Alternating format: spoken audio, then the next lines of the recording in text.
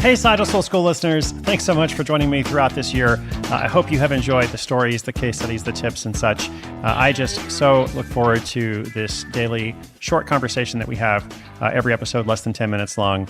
So if you've been part of Side Hustle School from the beginning, or you just joined recently, however you got here, I'm so happy to have you along for the ride. And of course, today's episode, because we do have an episode, today's episode is in the Failure Friday segment. Failure Friday. Failure Friday. The principle is we can learn as much from failure as we can from success, sometimes, in fact, more. If I think about all the different things that I've done wrong or that have gone wrong, both in the business part of my life and even just my other part of my life, it's easy for me to see, okay, the most personal growth I've ever had, comes from these times of challenge, in essence. So just like our Throwback Thursday segment, you get to hear directly from a side hustler who has struggled in some way, often struggled to get something off the ground. And so they tell you this quick story of something that went very wrong. All right. Now, today's short story features Daniel. He's an artist from the UK, and Daniel learned about digital art and NFTs. And then he spent 3 months making his own collection. He was really excited. He wanted to sell his digital art through a mint, which, if you're not familiar, is how NFT projects are often launched. Someone will say, okay, we put together 1,000 pieces or whatever the number is, and of this new collection, and it's available for minting starting at this time on this day and such. So it's meant to be a bit of an event.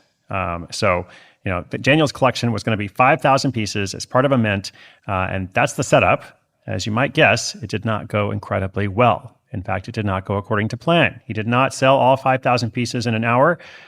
Well, I should let you hear it from him. So I'm going to pass the mic virtually to Daniel.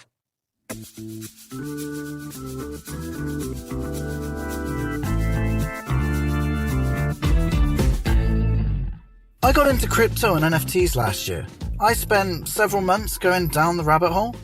I'm an artist, and I was curious about the process and, its potential.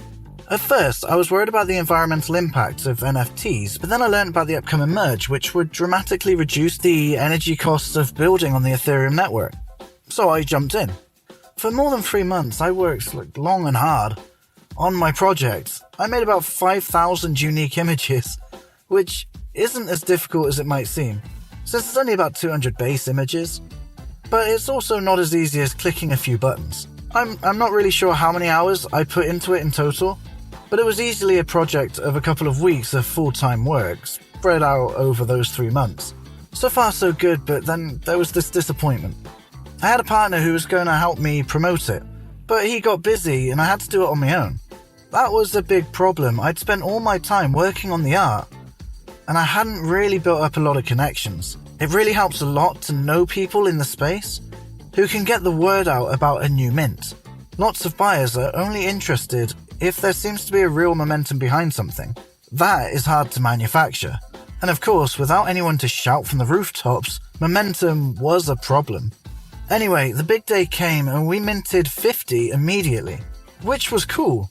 But then, over the next hour, we only minted 50 more.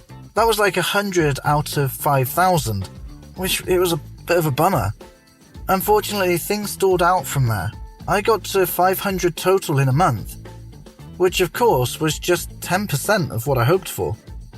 Then, because there were still so many left for minting, the resale market just never took off.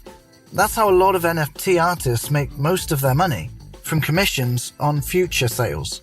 To be honest, I got pretty discouraged at this point, and just stopped engaging with the project, which was another problem, I know, but it was hard to pretend. With some hindsight, I know that it was a critical failure to expect the art to carry the day without any real marketing. On the bright side though, I'm now proud of the fact that I actually sold 50 pieces of my original work. I think I just had some unrealistic expectations, and instead of being discouraged, I should use this as a chance to regroup. That's what I'm working on now, preparing a new idea for next year. Never confuse a single defeat with a final defeat, right?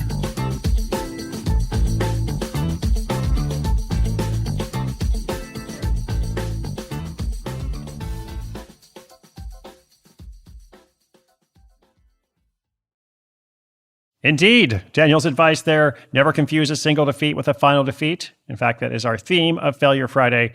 So I'm glad to hear it's kind of being embedded integrated into these reports. I have had, as I said in the beginning, lots of things that have gone wrong in my life. And I look back and I'm like, okay, that was a single defeat. It's not the final defeat.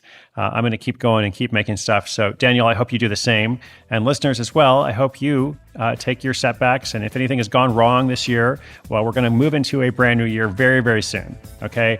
And if it's been an amazing year, that's great. I mean, that's awesome. Like, might as well have another amazing year coming up. But just in case something's gone wrong, we can turn the corner very soon here.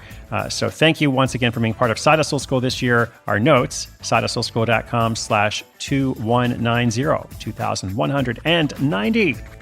All right, that's it for today. Take care of yourself over there. My name's Chris Guillebeau. This is Side Hustle School.